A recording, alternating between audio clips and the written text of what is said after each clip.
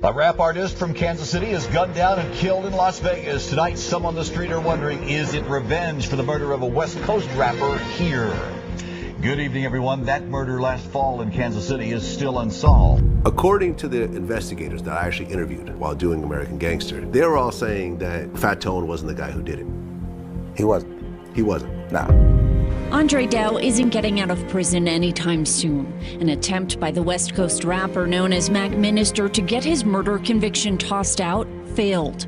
Clark County District Court Judge Michelle Levitt denied his request after hearing hours of testimony. I'm here for 2 counts of first-degree murder and conspiracy to commit murder. 2 counts of conspiracy to commit murder that gave me 4 lives without the possibility of parole. What happens when revenge becomes a headline in yet another hip-hop murder case? After Mac Dre was gunned down, his alleged killer, Fat Tone, was found dead just months after. And standing at the center of it all was Mac Minister. But was he really behind the hit, or was he just a convenient fall guy? And this is the real story the streets still talk about. I refuse to submit to a frame-up. I'm not, even when I went to court, they offered me a 1 to 10. They was like, man, we give you a 1 to 10. You already got 4 years in. You can do 2. So take the 1 to 10. And I told him, I'm not taking a 1 to 10 seconds. Now, Mac Dre wasn't just a He said, I'm not taking a 1 to 10 seconds. Hindsight, that 1 to 10 sounds sweet. But he's still fighting, dog. rapper to folks in Vallejo and the Bay Area. He was a whole vibe, yeah. Yo, he was like a legend in the streets and the game. One of the real ones behind the hyphy movement. Your boy Dre mixed game, jokes, and that wild energy only the Bay could bring. Dre stayed independent and ran his own label, This Entertainment, and was always on the move, linking up with artists all over the country. One of those cities he started hitting up heavily was Kansas City. But this is where the story takes a turn. In November 2004, right after killing a show at a KC nightclub, Mac Dre was in a van rolling down US Route 71 when shots rang out. Dre was hit and killed. Now, the driver made it out, but Dre didn't. That news hit hard, not only in the Bay, but all over the hip-hop community. The music scene in the Bay was affected by the death of Mac Dre. Well, Mac Dre went out like a martyr, you know what I mean? He was like, Yeah. he's the guy. So you got Too Short and E40. Everybody's gonna say, man, they the ones that set it off. And then you got Mac Dre and Keek the Sneak. And they came along and they just, took all the youngsters and just whipped them in a frenzy and the hyphy movement. Yeah. And when Mac Dre got killed, it was like It's crazy, right? Because Dre was the first one who I seen had the whole Bay, like the support of the whole Bay, and then it was like Mess. I think it was Dre, and then it was Mess. Yeah. Martin Luther King in the Bay, you know what I mean? It was that kind of loss. Would you compare it almost similar to like how when Nipsey got killed to Los Angeles? It's the same thing. It's the same Biggie, Pac. It's the same loss. And, I mean, they stole his headstone. Mac Dre's death had the whole scene on edge. Rappers from Kansas City didn't want to step foot in the Bay, and Bay cats were just as nervous about pulling up in Killer City. Folks didn't know who was really behind it or who might be, so everybody was moving real cautious. The tension was thick. It wasn't just rap beef no more. It felt like some street war could pop off at any moment. It was that serious. I wasn't able to go there for a while because at that time I was on the cover of Murder Dog with a gun like this, with red spiked hair, with Kansas City. It started a Kansas City and Bay Area beef. After Dre died, I never went back to Kansas City for hella long. And out of nowhere, one name popped out as the possible perpetrator of the crime and it was Kansas City rapper Fat Tone first got noticed around age 14 when he spit a freestyle for Sacramento rap legend Sibo during one of his KC shows. Sibo was impressed, and that moment kicked off Tone's connection with the Bay Area rap scene.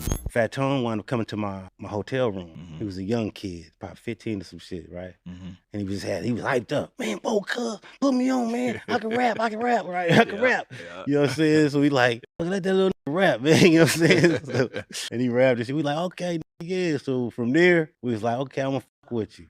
But hey, Dre had so much love that when he passed, it was a lot of people that was willing to bust a move or whatever have you in the name of that. In the name of Dre. Dre was a loved bruh. Dre was super beloved around this thing, right? So but it came across like the crest or them niggas who was his immediate circle was trying to like feel me, get to the bottom of that shit on their own or whatever. Not on their own, but like feel me type shit. But yeah, it was a lot of people, bro, that was willing to crash out about that. I ain't gonna lie, I remember that. Tone wasn't just known for his bars. In the streets, he had a serious rep. He was a fed member of the 51st Street Crips and was known for being deep in the streets of Killer City. People said he moved recklessly and had bodies tied to his name, including the alleged killing of a pregnant teenage girl, though nothing was ever proven. Did you know the shit that he was dealing with in the city in KC? Not all the time. I come down there, don't know what the hell this did. Then robbed 7, shot 3 of them. Real I don't know shit. what the f going on. Real shit. He And always had some shit. You feel me? You was a moving target, bro. I stopped with Tone. I said, this nigga too wild. I think I would. Fat Tone was the type of guy to have survived a bunch of attempts on his life. Sibo told a wild story about being with Tone and his cousin Chuck Little John in Kansas City when some folks chased them down in a car, blasting at them with 2 AK-47s. Fat Tone caught 2 bullets in the back, but somehow he pulled through. Time we get to the next light, here they come again. They done reloaded, you feel me? Then they done reloaded and came back. Boom, they on us again. Boom, boom, boom, boom. This when they hit Tone. Tone like, I'm hit, boom. Now, here's where things really got messy. Fat Tone and Mac Dre were cool. They had worked together before. And Tone had even linked up with Dre the same weekend he got killed. Rumors started flying that Fat Tone and Mac Dre got... So they linked up the same weekend. That's crazy, bro. Somebody threw Tone name out there on some scandalous shit. I ain't gonna lie, like when I heard that, I didn't believe it. It's something, it just, you know how you get a vibe about something? It didn't sit, that didn't sit right with me. But being how shit transpired or whatever, like what they finna discuss in this video, I'm thinking like, alright, maybe, because why would somebody go to such lengths, allegedly, if that ain't what, you know, if bruh ain't had shit to do with it or whatever, have you, but, you know. Got into it at the club that night over stage time. But the truth was, Dre had argued with the show promoter, not Tone. Some sort of altercation happened. Yeah, something happened. Something happened at the well, you know, I'm gonna say this is speculation. Something happened at the after party, right? But it wasn't nothing of. It was more of an argument with Dre and the promoter, right? Because the promoter wanted Dre to stay. And Dre like, I did my job. Let me get my money. Let's leave. So they basically had that little. Then came the real heat. People started saying Fat Tone had a song where he rapped a line that made it sound like he had something to do with Mac Dre's death. But nobody could ever find the track. No title, no verse, no nothing. It was like the song never existed. But by then, the streets had already... And I'm gonna tell you, bro, I searched hella hard for that song, right? You know what's a trip? I think like when they say Tone made the song and it was a cover, remember they say Mess had made a cover where it was bullet holes and Drake like or whatever type shit, right? I think like it was a situation where I was getting that, and I think a lot of people did too, got it mixed up, like the Fat Tone situation and the Messy Mars, all that shit type shit. But yeah, I don't know, bro. I don't know though, bro. Ready picked a side, and Fat Tone was supposedly the guy to blame for Mac Dre's death. It's sad because, no disrespect to nobody in Kansas City, but what threw Fat Tone in that loop, I think he made a song saying that he killed the Thizzle Man or some shit in the Thizzle van or some shit like that. It was a rumor about that song, but that song never actually existed. So it's never... You see what I'm saying? Wow. You know how the streets talk and they're playing telephone and it gets shit. Hey man, he said he killed the Thizzle Man. Yeah, so... Because I interviewed his crew. Right. And they said that song never existed. Never existed. And once the streets started buzzing with rumors that he had something to do with it, Fat Tone dropped a track called Y'all Can't F with a G, where he rapped over 50 Cent's Candy Shop beat, calling out the streets for throwing dirt on his name and trying to pin Dre's murder on him. Tone made it clear he wasn't having it, but by then, the rumors had already taken on a life of their own. Welcome to the murder show. Y'all can't f with a G. I'm tired of you suckers. About 6 months after Dre's death in May 2005, Fat Tone and another Kansas City rapper, Jermaine Cowboy Akins, were found dead in the outskirts of Las Vegas. Both of them had been shot up multiple times and dumped near a construction site. Now, there was no sign of robberies, no fight, nothing. Just a cold, clean, double homicide. Now, the man the streets and the cops started pointing at was a dude named Mac Minister. Andre Dow isn't getting out of prison anytime soon. An attempt by the West Coast rapper known as Mac Minister to get his murder conviction tossed out failed. Clark County District Court Judge Michelle Levitt denied his request after hearing hours of testimony. Dow was convicted in 2008 for double murder. What's crazy is, I think him and Diggs was down together in Vegas, if I'm not mistaken, or something like that. But it's a trip, though. Yeah, they've been trying, or I think it's co-defendant, Coleon or whatever. Hey, you, yeah, bro, this was. BM gave him up, bro, some cold shit. In Las Vegas in 2005. The victims, Kansas City rappers Anthony Fat Tone Watkins and Jermaine Cowboy Akins. Back in 2005, Fat Tone linked up with Mac Minister during a trip to Vegas, and the two got real close for a while. Mac Minister was a part-time rapper / comedian who had a lot of chaos around him, but he knew how to make himself seem useful. He told Fat Tone he had a connection to Snoop Dogg and could set it up so Tone could open for the Dogg Father at a show. Tone was down for it, so he pulled up to Vegas with his boy Cowboy for the supposed Snoop meet. So you said you seen Tone on the block, or you seen him somewhere, and he said he was about to go meet Snoop. I seen him at my old house, and he said he's going to meet Snoop. How long after this was that Dre got killed? I don't know what was the distance. It was shortly afterwards. That's what everybody was trying to say, but Tone had got killed. It was in the summertime, I know that. They linked up with Mac Minister and another dude named Coleon, but things weren't smooth. Tone and Minister weren't vibing right, especially since Tone was hitting it big at the casino and stacking chips, while Minister was moving weird. Tone kept asking about Snoop. I wonder what Snoop be thinking when he hears this story, how he gets somehow threw up in the mix. Talk about an audition, what? He when the meeting was happening and where it was going down, but Mac Minister just kept feeding him hope, no solid answers. Eventually, he told Tone the show was set for Tuesday, but by then, Tone was over it and ready to dip out of Vegas. Surveillance footage later caught Fat Tone and Cowboy walking out of the MGM Grand Casino with Mac Minister. That was the last time they were seen alive. Early that morning, Fat Tone and Cowboy were found dead with their bodies dumped near a construction site. A rap artist from Kansas City is gunned down and killed in Las Vegas. Tonight, some on the street are wondering, is it revenge for the murder of a West Coast rapper here? Good evening, everyone. That murder last fall in Kansas City is still unsolved. Now a Kansas City rapper named Fat Tone is killed in Las Vegas. Peggy Bright is live at Kansas City Police Headquarters with the story. Peggy? Kelly, police here knew him as Anthony Watkins. But in the world of hip-hop, he was known as Fat Tone, a 24-year-old rapper who, for sometimes reasons that he did not want, made a name for himself both locally and nationally.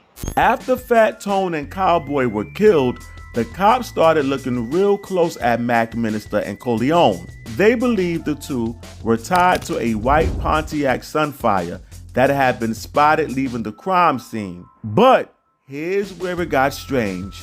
Just 2 days after the murders, that same car turned up burned out in Vallejo, California, which just happens to be Mac Dre's hometown. Police figured it was no coincidence. They thought, damn, man, they was on some cryptic shit, like, yeah, type shit, like, you know, I wonder how they knew, like, instantly they was on them. I know they, like, Tone went out there with Mac Minister, right?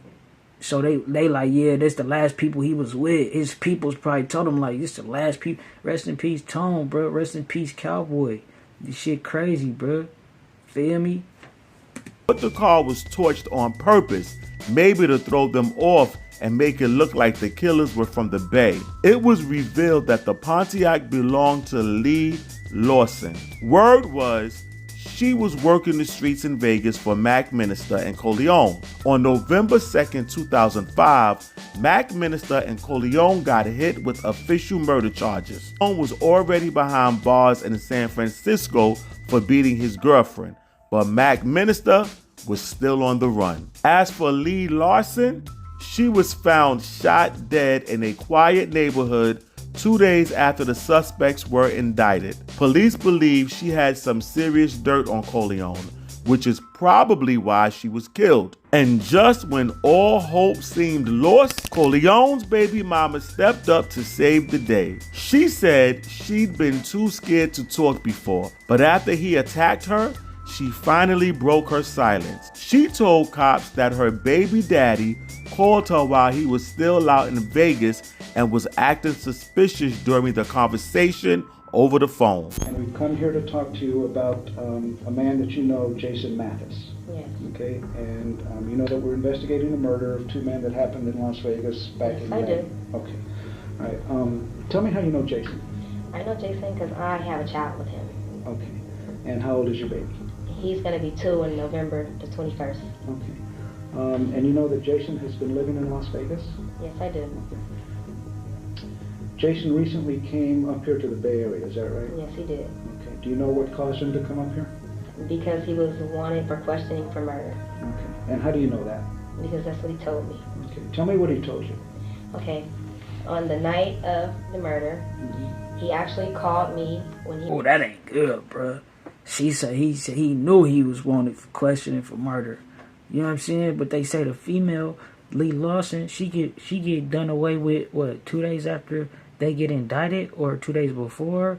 I don't really remember, but yeah, this shit, all the shit ain't good, bruh. He was still in Las Vegas on his... Corleone's arrest warrant backed this up, stating he admitted to the killings as payback for what happened to Dre. Meanwhile, Mac Minister was still on the run. But after his face showed up on America's Most Wanted, someone anonymous dropped a tip that helped police close in on him. Not long after that anonymous tip came in, police tracked Mac Minister down in a San Francisco apartment. Before he got captured, dude was out here promoting his album, The Minister of Defense, which he had just wrapped up recording. The same album dropped a few months later, right after he got locked up. As for the album, it raised a lot of eyebrows, as it had lines about being on the run, the murder he was accused of, and even mention of an AK-47, the same kind of gun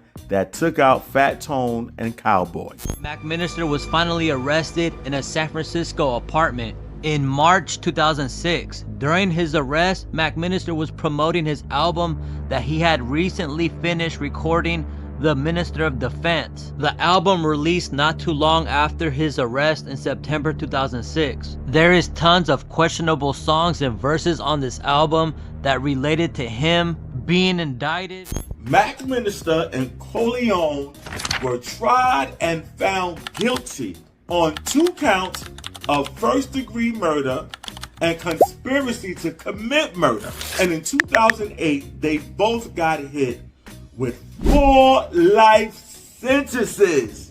Damn, without the possibility of parole. Mac Minister continues.